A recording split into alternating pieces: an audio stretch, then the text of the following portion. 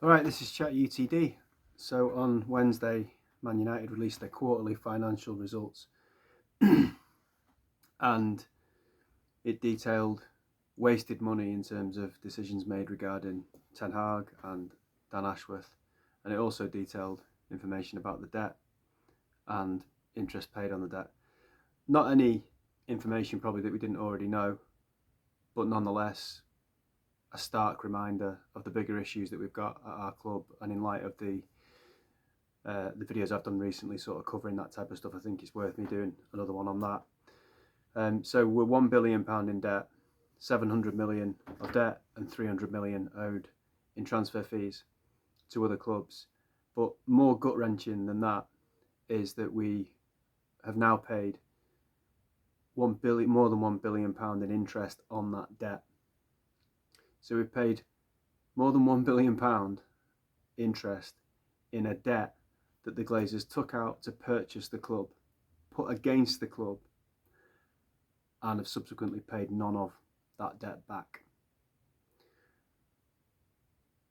I'm going to break this down in terms of just how outrageous this is. So they put a personal debt onto Manchester United and made it Manchester United's debt. They've not paid any of it off, and they've taken profits from the company they've bought with that debt. They've absolutely ran the club into the ground. The club has had to pay interest on their debt. The club has had to pay interest on their debt for 20 years that now accounts to a total of more than £1 billion. Then the club wanted strategic investment. That's what they said. And Sir Jim Ratcliffe gave the Glazers £1.3 billion for a stake in the club, not in the Glazers, for a stake in the club in Manchester United, and they have pocketed all of it. So when it's a personal debt, they put that on the club. When it's club money, they convert it to personal money. Now that has to be looked at.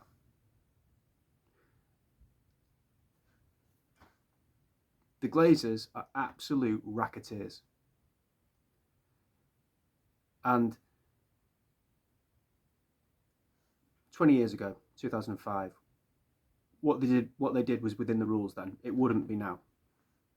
But as I've just described it there, can't tell me there's not an argument to say that we can't lobby the government, the FA, the Premier League, to look for a tweak at least in the legislation that may look like perhaps that as owners now, okay, we can't just chuck you out because the rules were different 20 years ago, but given that we've changed the rules and people like you wouldn't be able to do this anymore, what we expect now is part of the legislation, part of the rules is that if you've got a debt that big, you have to start making an effort to pay it back. You have to start putting something into the club. You have to start acting like a custodian of the club. And if you don't, you will be removed from that position. You may say that's naive, that's idealistic, maybe. But I'll tell you what, when the government wanted Roman Abramovich to leave Chelsea, they did it like that, when it was for a political reason. So it's amazing how quickly they can make decisions like that when the powers that be are motivated enough to do it, because it was a political decision based on the war with the Ukraine. So it's doable. Will we get that help? Who knows? But as I say, what the Glazers have done over 20 years is a racketeering operation dressed up as football ownership. It's disgusting. It's vile. It's illegal and criminal in every way, shape and form, apart from the actual legislation, as crazy as that may sound. Now, I support Man United, so I'm bound to say that they're an institution, but they are. They're an institution. This club was the first English club to play European football.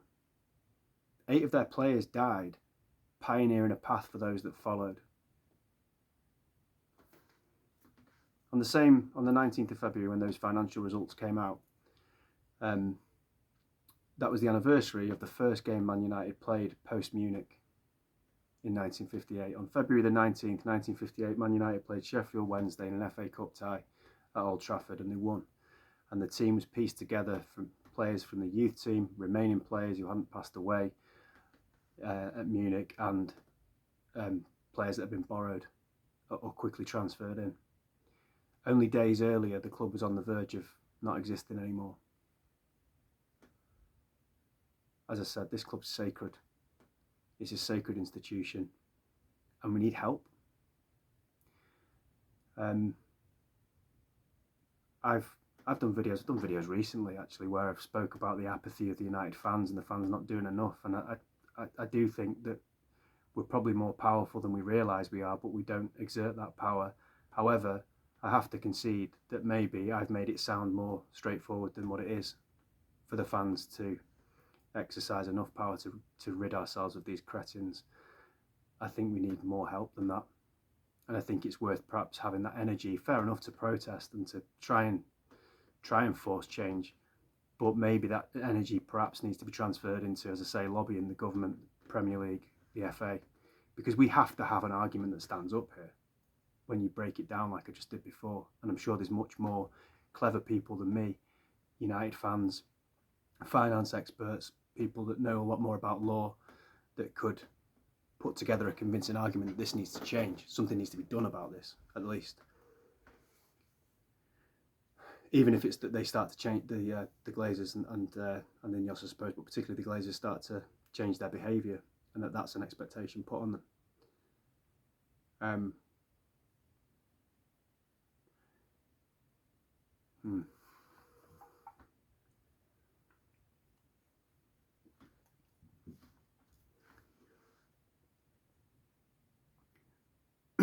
I said in the video, the erosion of standards video, that the Glazers and Ineos are an abusive element.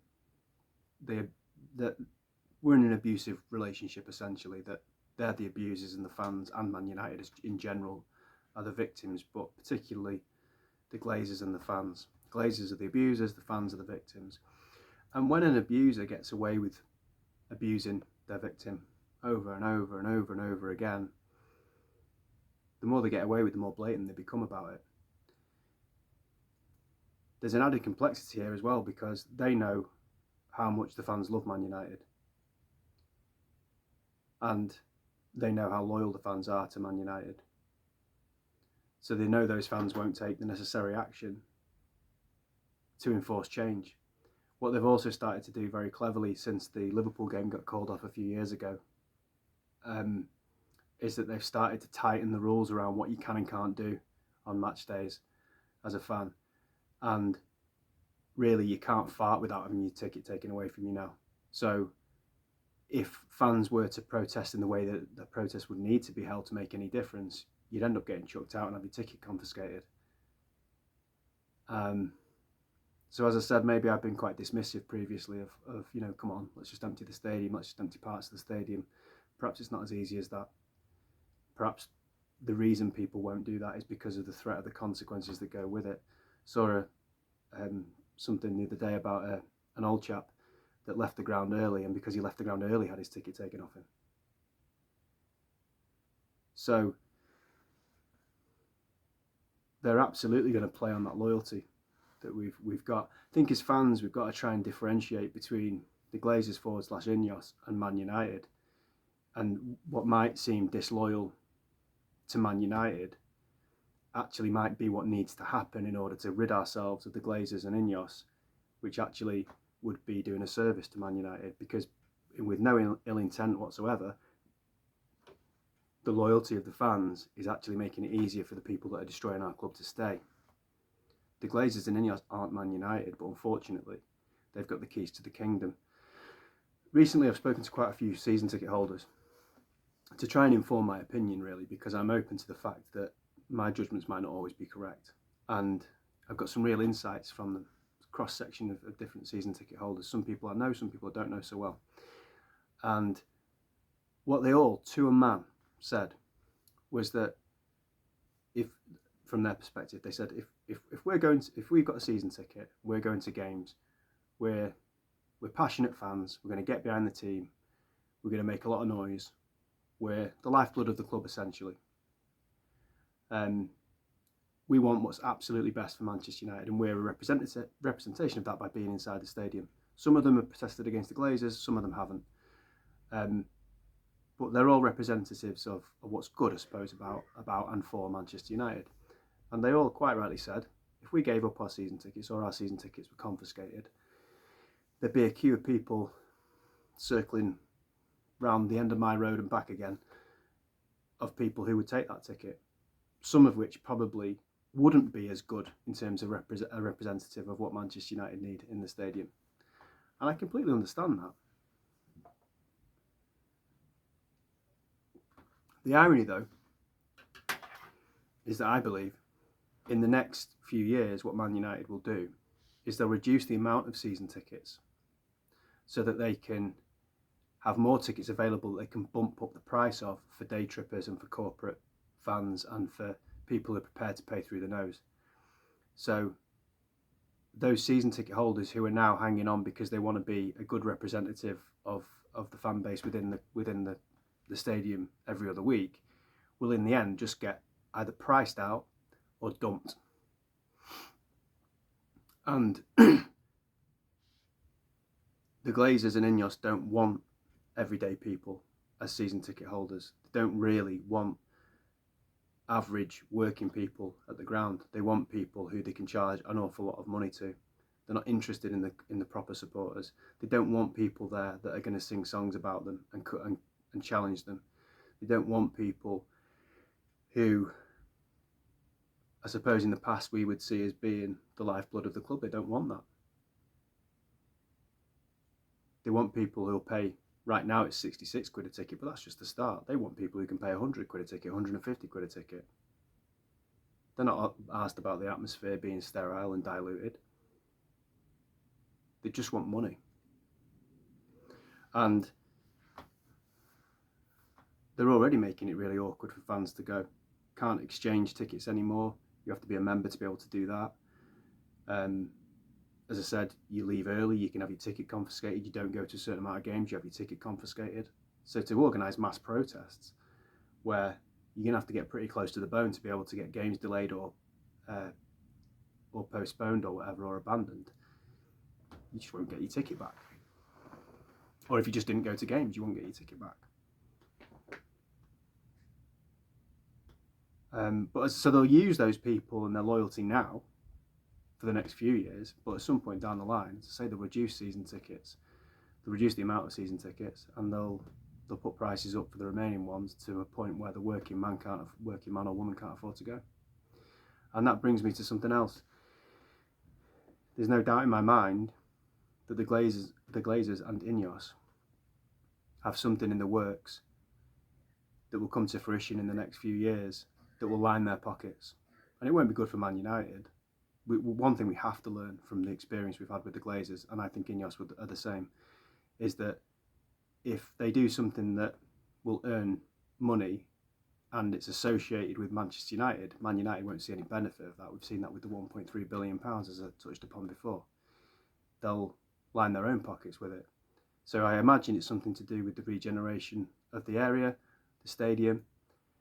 The reason I know it's probably something bad is that we don't know what it is. And I bet we haven't got a clue what this thing is that's in the works. But if we don't know, it means it's bad. Because if it was good, believe me, we'd know about it. The PR machine would be in overdrive. And it's not regarding this. So something is in the works, without question. Just keep in mind, the Glazers turned down £1 billion each, if we believe the stories about Qatar, to stay. And I've said for 2 years, this deal with Ineos don't make any sense. It doesn't make sense for the club, which they're not interested in, but it doesn't make sense for the club. But it doesn't make sense for Ineos, and it doesn't make sense for the Glazers. You look at it right now, whilst the Glazers have profiteered, and as I say, it's been a racketeering operation dressed up as football ownership for 20 years. But right now, they're not taking dividends. The club's absolutely skint. And they could have taken £1 billion each. Jim Ratcliffe and Ineos, sure, they're not making much out of Man United at the moment. They've put a bit in. That everyone hates them. The massive reputational damage. It's not going very well. It just seems like one big stressful mess for the people involved at the moment. So something is in the works for them to be motivated to stay, because it's not for the good of Man United. We know that. The reasons being given that I've heard don't add up. We're going to be in an expanded Champions League. We're not going to be in an expanded Champions League. There's an expanded Club World Cup. We're not going to be in that. You can negotiate your own TV rights. Yeah, that'll earn you a few extra quid, but we're not talking £1 billion each, which is what the Glazers could have taken from Qatar. They could have taken that, ridden off into the sunset, not had to take any responsibility for their debt. Someone else would have paid it off. More money than they'd ever know probably what to do with. And they turned that down for this. So something without question is in the works.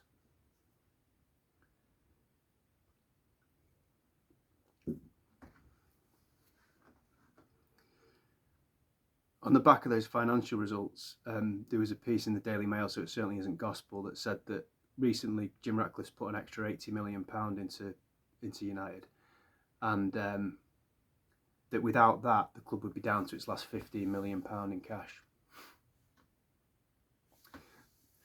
The club with the fourth highest revenue in world football, that the owners of which have just received £1.3 billion for a stake in it, would be down to its last £15 million in cash.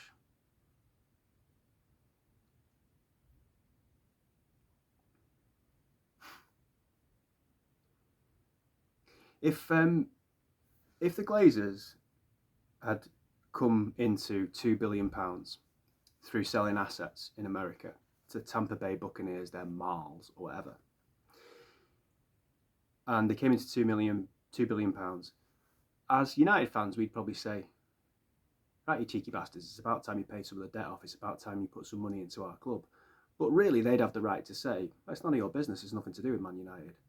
But they've received £1.3 billion for a stake in Manchester United, our club. And they've pocketed all of it at a time when they've run us into the ground so much that we only have £15 million left in cash, despite having the fourth biggest revenue in world football. So as I go back to what I said at the start, there has to be a comprehensive argument that we could take and to the government, the FA, the Premier League, and lobby some kind of legislation change. This isn't me going, I support Manchester United and I'm used to us doing well and I'm not happy and I want to blame someone. That's not it at all. It's what I've spelled out. It's just how wholly wrong it is, and it would be wrong whatever club it was regarding. And maybe this has already happened. Maybe we have lobbied before and it hasn't worked. I don't know. But I've had Liverpool fans get in touch with me and tell me, we're with you, mate. This is just wrong.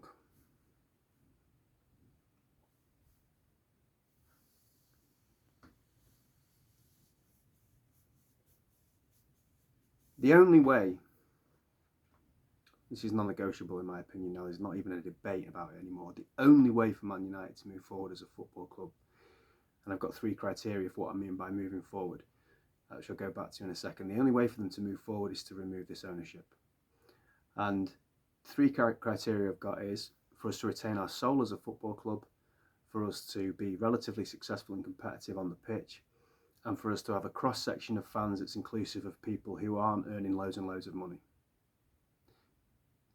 That's not going to happen under this ownership model, because they don't care about the soul of the club, they're ripping it apart. They don't care about being competitive on the pitch, and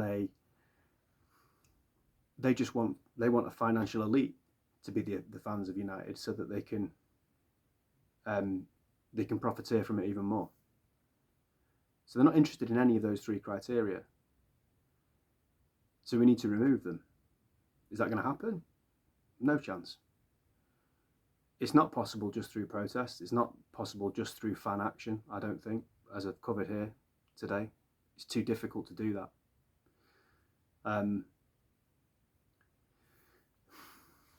If you emptied 75,000 people, 76,000 people out of the stadium, you've got another 76,000 probably waiting to go in, who would never give up their tickets, as touched upon before. fans are scared stiff of doing anything that's going to cause too much trouble because they'll have their ticket confiscated. Not enough fans probably want to act anyway. So I think, I go back to something I've said before, we need a charismatic figurehead, be it an ex-player, an influential member of the fan base, maybe a bit of both, maybe a team of people if possible, because this is a full-time job, to galvanise and bring together and mobilise tens of thousands of people into trying to take action. But I think the bigger thing they could be doing is trying to put together some kind of legal case to lobby the government, the FA and the Premier League if it's not already been done. Because I actually think the government, the FA and the Premier League, who aren't affiliated with United, who probably have no time for Man United, would actually listen more than the Glazers or Ineos. Because the Glazers and Ineos, they fucking hate United fans. Particularly the Glazers, they have a disdain for proper Man United fans, you can tell. Like I said, they're an abuser. And abusers tend to have a disdain and resentment towards the people they're abusing. And that's the case with the Glazers. So, lobbying the government could take years. Or the FA or the Premier League, whatever. But would it be worth it? It's got to be worth it, hasn't it? This can't carry on. Notice I've barely mentioned our performance on the pitch because I don't think that's particularly applicable to this. Of course, it all interlinks. But this is criminal. As I've said, for the last 20 years, I repeat it, the Glazers have run a racketeering operation dressed up as football ownership. It has to stop. Glazers out.